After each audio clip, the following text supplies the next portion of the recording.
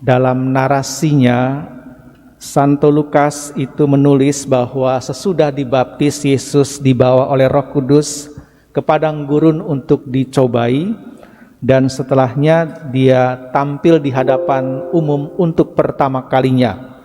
Dan yang dilakukan untuk pertama kali tampil di depan umum adalah membaca kitab suci dan hanya berkhotbah satu kalimat. Lukas adalah penginjil yang teliti. Sementara Injil-Injil lain menceritakan lebih dahulu panggilan para muridnya, Lukas malah di sini untuk pertama kalinya pada bagian awal kitabnya, Lukas bab 1. Dia menyajikan sesuatu yang tidak ada dalam Injil-Injil yang lain, yakni khotbah pertama Yesus. Maka pertanyaannya, kenapa Lukas sejak awal itu menyajikan khotbah pertama Yesus ini? Nah, sebetulnya ini sesuatu hal yang biasa. Kita juga pasti mengalami kalau ada manajer yang baru atau direktur yang baru atau CEO yang baru, biasanya ditanya, perusahaan ini kalau Anda pegang mau dibawa kemana? Atau presiden yang baru, ini rakyat Indonesia misalnya mau dibawa kemana 5 tahun ke depan? Dan seterusnya. Yesus adalah Mesias, dia pemimpin yang baru. Maka bagi Lukas penting di bagian awal disajikan visi misi pastoral Yesus. Apa sih yang akan dilakukan sepanjang hidupnya, sepanjang pelayanannya? Dan tadi kita mendengarkan dengan sangat teliti, membawa kabar gembira bagi orang miskin, pembebasan bagi mereka yang tertindas dan para tawanan, lalu membuat orang buta melihat, dan yang terakhir mewartakan tahun rahmat Tuhan. Hanya itu. Sangat sederhana dan sama seperti visi misi yang biasa kalau kita bikin entah untuk keuskupan, entah untuk perusahaan, biasanya enggak banyak-banyak. Nanti yang banyak-banyak biasanya pada hal-hal yang praktis-praktis, misalnya petunjuk-petunjuk praktis dan seterusnya. Ini yang dilakukan oleh Lukas, jadi sangat sederhana. Nah, pertanyaan yang bagus untuk diangkat di sini kalau kita mendengarkan visi misi pastoral Yesus adalah, ini maksudnya, maknanya secara harafiah atau bukan? Pertanyaan itu baru akan terjawab pada bab-bab setelah ini. Misalnya, setelah ini nanti kita akan menemukan bagaimana Yesus berjumpa dengan orang-orang miskin, dan miskin betul secara materi atau ekonomi. Dia juga nanti akan berjumpa dan menyembuhkan orang yang buta secara fisik. Tetapi rupa-rupanya yang dimaksud oleh Lukas itu bukan sekedar secara harafiah. Misalnya miskin ya miskin secara ekonomi. Enggak.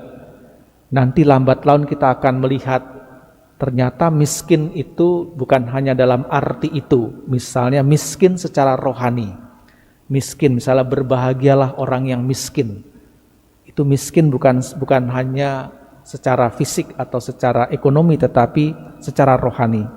Jadi artinya atau maknanya itu secara keseluruhan, baik harafiah maupun bukan. Bagi umat di Keuskupan Agung Jakarta, itu mempunyai arah dasar 5 tahun ke depan akan mendalami ajaran sosial gereja. Tahun ini tahun pertama, maka tahun pertama akan mendalami menghormati martabat manusia. Jadi kalau kita kaitkan, kalau ditanya, misalnya saya ditanya, Romo visi misinya apa? Ya visi misinya saya ikut ke AJ. Jadi menghormati dan ikut Yesus. Menghormati martabat manusia adalah ketika kita bisa mengentaskan kemiskinan. Misalnya, saat kita itu dapat membebaskan orang-orang yang tertindas dan tertawan, ketika atau waktu kita dapat menyembuhkan orang buta, dan disitulah martabat manusia itu dihormati. Nah, maka pertanyaannya, siapakah orang miskin itu? Nah, siapakah? Karena melayani orang miskin itu adalah salah satu kerasulan gereja sejak awal. Salah satu karakter gereja yaitu pelayanan terhadap orang miskin. Tetapi sekali lagi, banyak atau tidak sedikit karya-karya pelayanan gereja kepada orang miskin itu berhenti pada program-program karitatif, memberikan uang, dan seterusnya. Perlu dicari terobosan baru untuk memberdayakan orang-orang miskin. Saya kira pemerintah itu sangat bagus, misalnya sangat mendukung UMKM.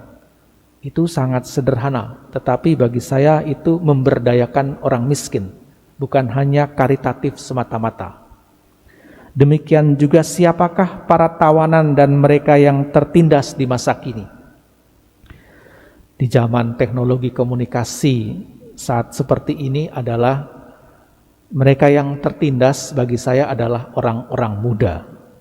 Orang-orang muda yang sangat melek teknologi, sampai punya keterikatan terhadap teknologi. Gak bisa melepas begitu aja. Sepertinya teknologi itu menjadi Allah yang baru di zaman sekarang. Dan jadi ingat 10 perintah Allah. Ada film bagus Dekalog 1. Itu bagaimana manusia tergila-gila dengan komputer pada saat itu. Seorang anak kecil itu. Dia main komputer, buka pintu, pencet tombol enter, tek, buka. Keran kamar mandi, dia mau mandi, pencet enter, tek, buka. Semua dihitung pakai komputer. Sampai suatu saat dia ngitung, dia mau main mau main ski ya, dengan bapaknya. Dia ngitung semua dengan komputer pada jam ini, waktu ini. Nanti pasti akan mencair. Nggak taunya komputer salah. Dan si anak itu mati, tenggelam, masuk dalam es yang mencair. Misteri kematian. Dalam kehidupan itu ada hal-hal yang tidak terhitung oleh teknologi komunikasi. Seperti kematian. Komputer tadi menjadi Allah yang baru. Sama seperti zaman sekarang, teknologi komunikasi menjadi Allah yang baru. Kita harus berusaha keras untuk mengembalikan anak-anak muda kita ke gereja, ikut misa tatap muka, daripada sekedar online. Itu PR yang tidak mudah. Apa arti orang buta? Seperti tadi saya katakan, tidak selalu harafiah.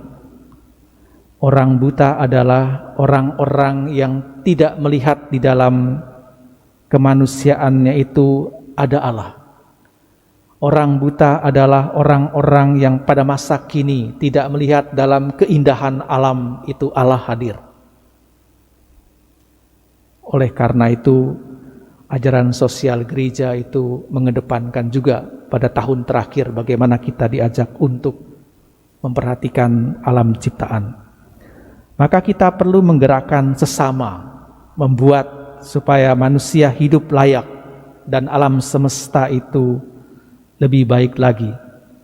Kita perlu mencetak orang-orang atau manusia-manusia yang melek secara rohani.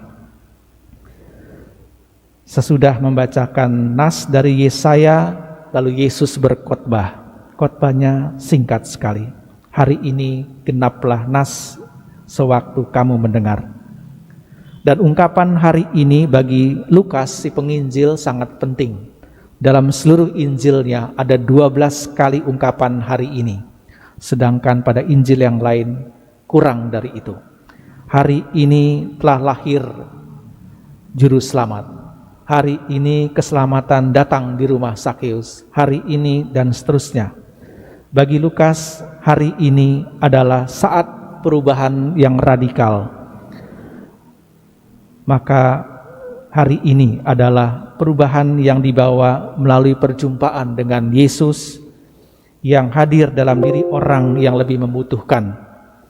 Hari ini kita semua diajak untuk melaksanakan visi misi pastoral Yesus dalam hidup harian kita sehari-hari. Amin.